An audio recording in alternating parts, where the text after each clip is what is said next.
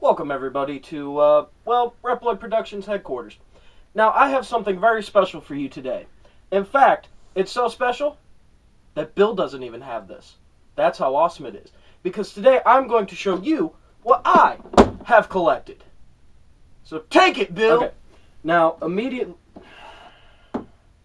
The fuck? Every time. Anyway, immediately you will notice, as soon as you take that piece of shit off and throw it away... I mean, granted, I'm going to keep it because it at least keeps the box together, so it's not doing that all the fucking time.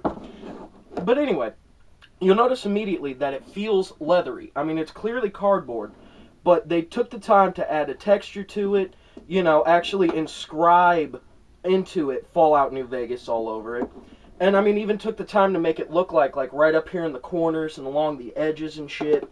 Where, even though, yeah, it looks like it's just a shoebox, but at least it looks like it's been worn out and gone through a nuclear fallout.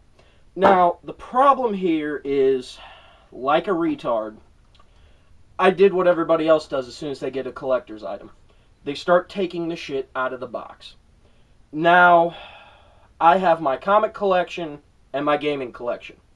I was smart enough to pull out of the inside of the box my game, so that when you would realize that it fits right there just perfectly, along with your own copy of the Platinum chip and several different other chips that you can get throughout the game. You know, got yourself a $1 poker chip sitting right here. Got yourself one from, oh yeah, the Atomic Wrangler, nice $5 chip. Got yourself a $25, and you'll clearly tell now, these have some weight to them, so they are legit chips. But you got a 25, you know, all your other shit from the Tops and the Ultra Lounge, and you know, all that other good happy shit, along with this Platinum chip. Now, again, inside, sitting on top, immediately I was like, what the hell is this? There's an actual licensed comic book from Dark Horse that covers within this game itself. It actually covers the start of the game, because I know we've all sat around and we've all played it.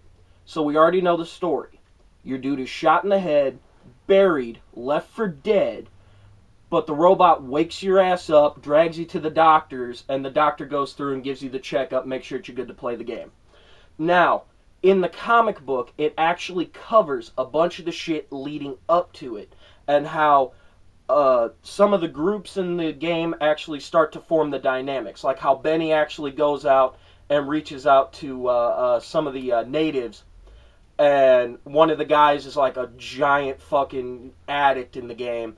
And that's where, if you find the landmark where he's made a little mini map sitting next to the stone, and you can find all the chems in there, because that's where his hidden stash of chems is. But normally you wouldn't know that if you just picked up the game and started playing it. You wouldn't realize why it's an actual location. You'd just be like, what the fuck is that shit?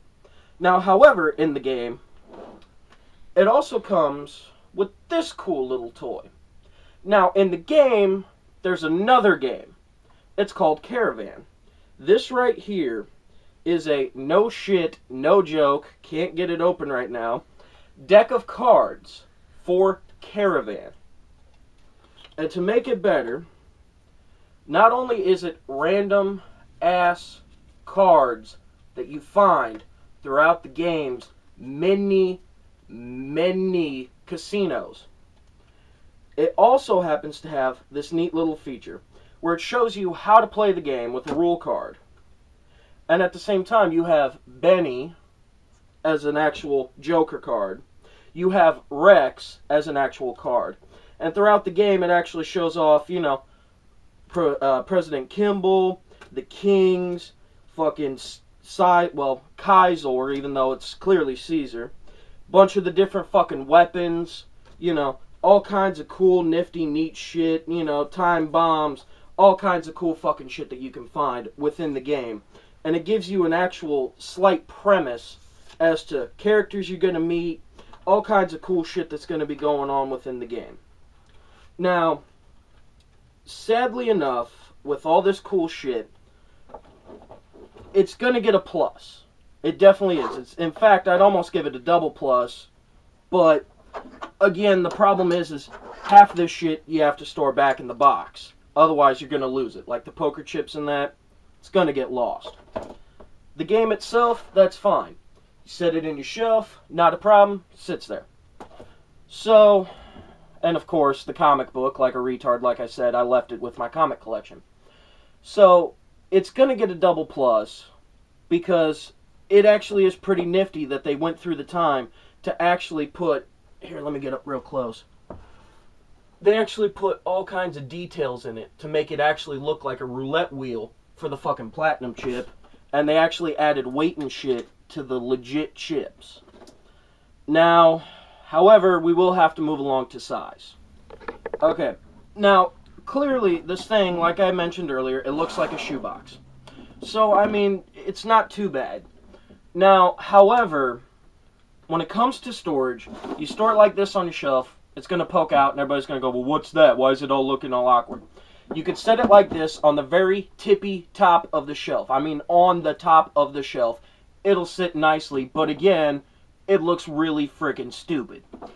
Now, you could set it like this in the shelf, and again, it'll fit, but now you have next to no space for your games. Now, if you're in the middle of, rearranging and you need to, here, set this. I need something for weight. Okay, not a problem. Works out. Pretty decent paperweight. Not gonna lie. I mean, again, it's got a game, a platinum chip, like 6 poker chips, and a friggin' deck of cards, and if I had it in here, a comic book. Okay? So no problems. Now, if you do have shelving big enough, in which, at my dad's house where I was storing this, he has shelves that they've actually set up spacers for, so that way then they can stack full DVDs, plus like 7 or 8 or 9 or 10 on top of one another, because they have a massive movie collection. Surprisingly, bigger than Reploid's. That's how many movies my dad has. Now, the only problem that this comes with, again, of putting this anywhere other than on the very tippy top shelf, on the very top of it, where you're going to be hanging like a potted plant, or say you have a cat that's going to be running the hell around it. Up, now it's knocked over. Damn it, Puttons, why'd you do that? Up, now it's knocked over. Why are you doing that? Up, now it's moved. What the hell? And that comes from the fact of the texture on it. So, sadly, this will get a minus. But again, it kind of depends on your situation and what's going on with it. Normally, I keep it sitting right on top of my Xbox, right next to my TV. So where it's sitting, it looks good. But again, it is just too goddamn bulky to sit on most shelves. So I guess we're just going to have to move along. Okay, now the product itself. Fallout New Vegas. What more do I have to say? In the series of games, you have Fallout 1 on the PC, Fallout 2 on the PC, Fallout 3 that everybody played the living hell out of, and of course New Vegas, which took you back away from DC, which is where Part 3 takes place, back out to California, where after they realized that now that they're away from the PCs and everybody's actually playing it on a damn console, they want to go back and show you how, like, the actual region of where it all started.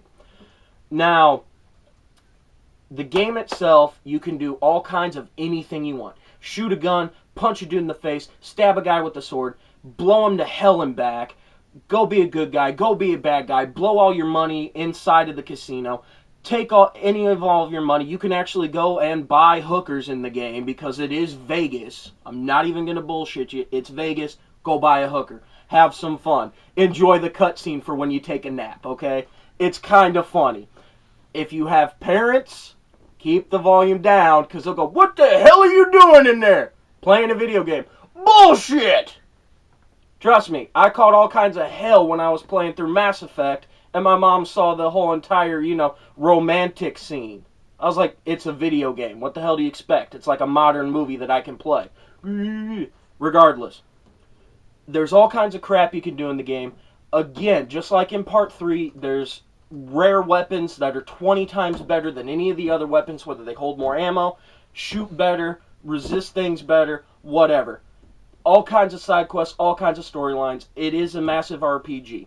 Now, there were plenty of bugs, but at the same time, it's a Bethesda RPG. No offense to them, they make great products. But almost every single Bethesda game has bugs and problems you can exploit. Doesn't matter what the hell you're playing. You're playing Fallout, you're playing Skyrim, doesn't matter what you're playing. there's going to be mess ups and problems. It's an RPG, too damn massive, too much time, too much memory. They can't fix everything. So again, on this one, it's going to get a single plus. It's good, but it's not great. So now we have to move on to the price. Okay, price-wise, I know we don't want to talk about it. We are all poor, broke bastards.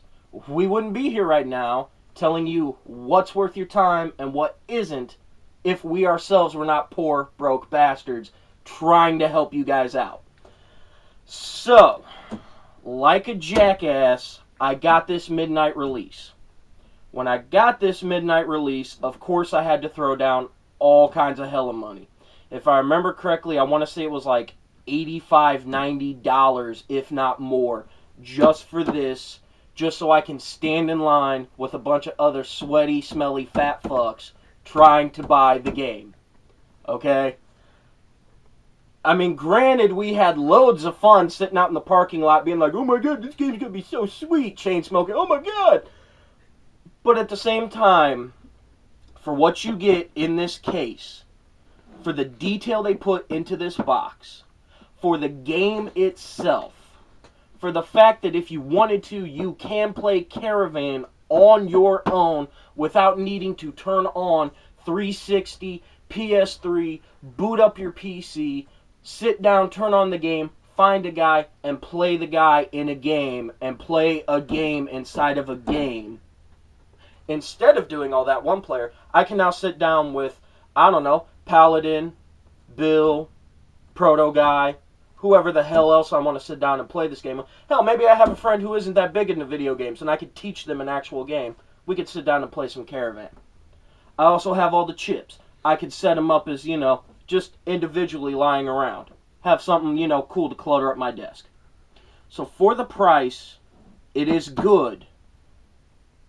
But at the same time, seeing as how I don't know if I got completely ripped off because I couldn't go back and, find it later, because I figured, screw it, I already have it. What's the point in finding it out later? Sadly enough, I almost want to give this a neutral score, but it's going to have to get a minus. Simply for the fact that this thing was hella expensive for a midnight release at GameStop. And again, I don't know if you can find it anywhere else, but if you can, it's possible that it is cheaper. Now, I might have to, change this a little bit later and, go back and fix it up in case I can find it elsewhere and it's still roughly the same. However, as it stands now, it's a minus. So, let's go to the total score. Okay, now in conclusion, this thing itself, it's pretty decent. But again, for design, it got itself a double plus. For the size of it, it definitely got itself a minus. For the actual product itself, stupid burps. Damn you, Chinese food. For the product itself, it got itself a plus. For the price, it got itself a minus. Now, that means that this thing has officially got itself a 1 out of 5. Now, you're like, well, you were talking it up earlier at the start. Yeah, I know I was. That's because I actually enjoy this thing. I really do. I like it. I like the fact that it comes with all this crap in it that's actually pretty neat, well-designed, and everything else. But again, the problem is for the price of it, you might as well just buy the damn game, play the game, and enjoy the game itself. The comic book is pretty much precursor story that you're slightly going to get filled in with later, except for, as I mentioned earlier, the whole fact of that one random dude making a map in the sand with the hidden rock that has all of his hidden chems in it. I mean, that was really the only thing that as soon as I found that landmark, I was like, oh my god, they tied in the comic! That's awesome! But after that, they don't really cover much else. You know what I mean? It's kind of like the comic book that they threw in with Mass Effect 2. Yeah, it was cool, but at the same time, for me, it didn't really do anything. It was like, alright, it's kind of cool to know what the hell's going on in between. Oh, wait, that's right, the game explains it. Shit. So, again, the only true cool thing about it is the fact that it comes with its own Caravan deck and comic book. After that, all you really need is the game itself. And in truth, isn't that all we really need as a gamer? Is the game? I mean, don't get me wrong, you know, cool, neat, flashy shit, you know, to help make you pay extra money for it is all nice and dandy, but all I want is a game. Gotta feed my gaming addiction, damn it. However, from ReploidProductions.com, this has been Sario, and it's not bad, but don't waste your time unless you absolutely want it.